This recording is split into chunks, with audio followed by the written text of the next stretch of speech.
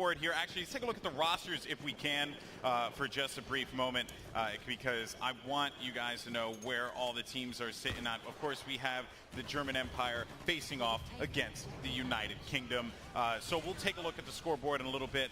But in the meantime, though, let's talk about this gameplay. And here also, by the way, is the spectator mode, what you guys used to if you had played Battlefield 4, if you played Battlefield Hardline, and of course, our great guys in the back getting all the awesome camera shots. Yeah, they're making sure that we're seeing the best of the action today, and that's a really important part for everyone out there watching, is that you get to see some proper gameplay now. Like you were saying, we've seen the trailers, but it's now time to see something, you know, fully fledged, in the flesh, Battlefield 1.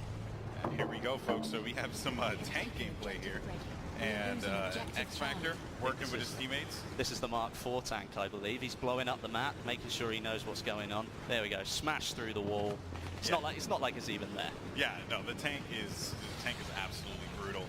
So now X-Factor is going to be inside of the tank, working with Mitz here to clear this spot, and now moving over to, I believe this is going to be Stone Mountain's POV. Yeah, I believe so. Oh, he's got one of the classic weapons out there, using the sniper rifle. One of my favorite weapons to use on the battlefield. Okay, so now just to kind of give everyone an update as to what it is that we're going to be playing. It will be Conquest, what you know, what you love from Battlefield. 6 points up for grabs for those of you who may be new to the franchise. Look at that tank. Look at it. It's just incredible. Look. That is one of the heavy tanks that you're going to be seeing in play as well. Good shots, though, trying to lay down with that pistol. Is he going to take him?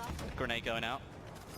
You can see the bolt action shots too, and also some of the variants that you're going to see a unique. Oh, gets him right in front, but that's going to be an assist.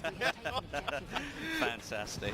Something that you're going to see today is all the different weapons that are going to be available, and well, there are quite a lot of them we're going to get through today, and loads of different perspectives. So you'll get an all-round feel for Battlefield 1 in the Conquest game mode. Yeah, this is looking insane right now. This cinematic shot. Look at all the players running around. It's fantastic. Good stuff indeed. So continue to move forward, trying to go for that cheeky no-scope. Not going to find that one. But progress continuing on forward. Blue team currently, if I'm reading that screen correctly, has 2 points, working on A and E as well. They're leading 26-19 as well, which means they've got the upper hand so far. German Empire versus the United Kingdom. Look Airplane battle. Now, when I did the Battlefield 4 Showdown, one of my favorite things to capture were the airplane battles, right? And here we are yet again with the biplanes. Something that I don't think... Got hung up there. That would have been bad, man. That would have been bad. That would not have been good. And you could see, actually, that... Oh, no, don't go to the ground. Okay, well, he's out of there. Just taking a quick pit stop, that's all. Yeah, you know, just look at the scenery, though. Emergency landing. Everything going on around you. There's tanks on the ground, all the airplanes up in the sky. Now we have 24-36, and Monastery currently being capped here. Let's see what X-Factor can do. Working with Major Nelson as well, and Richard Sherman, as well as one cheesy Mopo. Great name. Using the SMG. Oh, wait. Pulling up one of the mounted weapons. Yeah, the mounted weapons here, of course, if you're holding off on this flank here, you have to be very mindful too, because tanks can come in and just shred that wall. Yeah. Right. If you think you're going to be able to maintain position there for a long time, as soon as they get wind that you're holding that spot, they can send a tank there and just absolutely destroy. And a couple things to note about the tank classes as well. It is an actual class that you select, and then you go into the game with the tank class, which has its own gun, its own tools, all these different items. You can pick up a tank from the battlefield as you would in other battlefields, but now with the tank class system, it is a class designated to vehicle drivers. Correct. So if you want to spawn in and make sure you are that tank driver, when you pop out of it, if you ever have to leave it for any reason, you will have your own loadout, which is something a little bit different that we haven't seen before. Keep in mind too, the red team has the lead here, and they have managed to get out of this one. Look at Jamie Foxx. He's really getting into it, isn't he? Yeah, he's going in. He's singing to the camera. Honestly, I'm sweating right now. It's the emotion. It's the emotion. Look at it. You saw his eyes. You saw the love in his eyes. The love and the pain. Oh, man, goodness. So we got a lot of action going on, though, inside of the monastery here. Look at it. It's already fully destroyed. Yeah, it was fantastic. The scenery that's on offer. Oh, taken out. Nice. Taken out. Nice stuff. So Celatrix's going to get that kill, or that drop there. Let's see what we have as we potentially switch perspectives. And you saw right there, as a matter of fact, too, that was the way that you spawn in. Yeah, I was hoping that we could have actually caught that view for a brief moment, because it is so cool how you spawn into the game. So in previous Battlefield titles, you had a 2D map that just showed you where everything was going on in the battlefield, right? Yep, correct. This time around, though, that map that was once 2D, that is the actual game itself. Like the match that is taking place, all the players move. You can see the explosions happening throughout the battlefield. It's all there. And then when you spawn in, you actually swoop into it. Good stop there. And again, trying to see who is that. It's going to be Doom 49. Yeah. So it will be Doom 49. Oh, can he take him? Oh, he got the assist. He got the assist. I mean, you were going back. Let's go back to the spawn screen. It gives you a feeling like where you're zooming in, you're a lot more aware of what's going on around you, because you can see the explosion. You can see that player moving. If an enemy's spotted up, then it gives you the chance to maybe switch where you might want to spawn, so you don't die as soon as you jump in. Yeah, actually it's a really just cool looking moment too when you just swoop into that site. But here we go, over to Matt's perspective here, as he's just going in with the SMG, nice close quarters weapon. That's right, using it to full effect. Multiple variants as well for that one that players are going to have the option to use here in this particular build. And I think that was an anti-tank grenade that he just picked up there. And check out Snoop Dogg. He's waiting to see if anyone's going to charge up on this trench here, trying to work with his teammates. Well, you can see the concentration. Look at all these players. They're all just looking out, going, right, well, I've got to really concentrate here. I've got to make sure that I'm in. Look, you can see Stone Mountain there just behind. He's making sure that, see, he's telling his players what to do. Getting the troops to fall in line, man. Getting the troops in. Here we go. So this is the spawn system. You just swoop right into it, and you go right into the vehicle, or wherever you decide to go. It is so cool. That was just awesome to see. I mean, that kind of mechanic. I mean, the spawn screen is one of the most valuable things you can look at, because you can really help change the way the battle's moving. And if you can see all that information in front of you, it's so much more helpful. And there are a variety of items that you could use as well, gadgets that you'll see players use. I think we saw the anti-vehicle grenade just a little while ago. Back over to the spawn again, and moving in with Major Nelson here. Yep, Major Nelson. See what he can do. Leading the troops. Actually, I believe this is Rival X. I think this is X Factor. You think it's X Factor? No offense to Larry. Love Larry to death. Good friend of mine. I just haven't seen Larry move like this in quite a while. So I don't know if that's Major Nelson. But here comes the airship, Westy. This is the special bit. So what you've got is an extremely powerful piece of weaponry right here. Is it the British Army have got this one right now?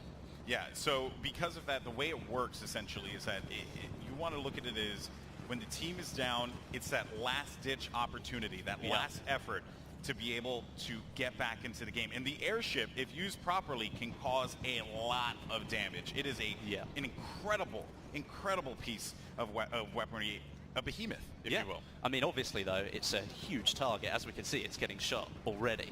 So it's not something that you're likely to miss in the sky, but all that power right there. If you were down and you needed to take a couple of flags back in Conquest, this could give you the power to do that. You can absolutely obliterate people with the guns that are on it. Infantry don't stand a chance. So it really is the last ditch, but you could turn things around. The plane just landed right in front of us. And good shot there. And look at Terry Crews throwing down on the PC. That's what's up, man. You know, just looking for that opportunity. I think he found someone in front of him and just, now he's just yelling. Yeah, well, I mean, again, it's the emotion, raw emotion. On board with Snoop Dogg. He's in one of the tanks, I think, or is it the armored car? I think it might be the tank.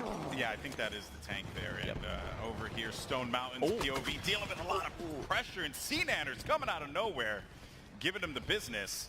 That's unfortunate. One thing we did see there was one of the new movement mechanics, the way that you can pull yourself up on top. You might have just seen it before the guy hit the floor. You can now pull yourself up onto cover that's a lot higher than you, so you can use the cover to your advantage, or you can drop down behind it, but then you can spring out in surprise as well. So there are different kinds of movement mechanics in the game that are new. As you had mentioned before, the high vault, as it's called. Yep. You know, in other Battlefield games, there may have been like a gate or like, you know, stone fencing or something like that you couldn't quite get over. Now you can. It's just all one fluid motion. Look at the tank just running through everyone here. I don't even know who's in that tank, but he is looking to cause some damage. Yeah. And here's a couple of interesting notes about the tank too. So you can actually target damage tanks this time around, right? Correct. So if I want to eliminate the treads, I can eliminate the treads. I can do the best I can to... Whoa, okay. That was interesting. But yeah, like you say, the damage is individual to certain parts, but it's not just these tanks that we've got here. There are different types of tanks in Battlefield 1. So you've got light tanks, medium tanks, and heavy tanks. Obviously, the name will tell you a little bit about what they do, but a light tank can only hold one player, so you could be very effective on your own. But if you want to sit down with some of your squad mates, you can move into a medium tank. That's got 3 seats in it. And if you really want to take your full squad in a tank and you want to go bowling around the battlefield and just causing absolute havoc, then you can use one of the heavy tanks. That's got 5 seats in it. Yeah, and another thing to note as well about, you know, just the tanks in general, they are tied to those specific classes, right? They contain a variety of weapons depending on the situation, but most importantly though, they contain a repair hammer, right? Which you can use to actually give yourself that, you know, to keep you alive and keep the tank going. Also, another thing to note too, and I do want to talk about this, you can actually self-repair your tank. Yes, you can.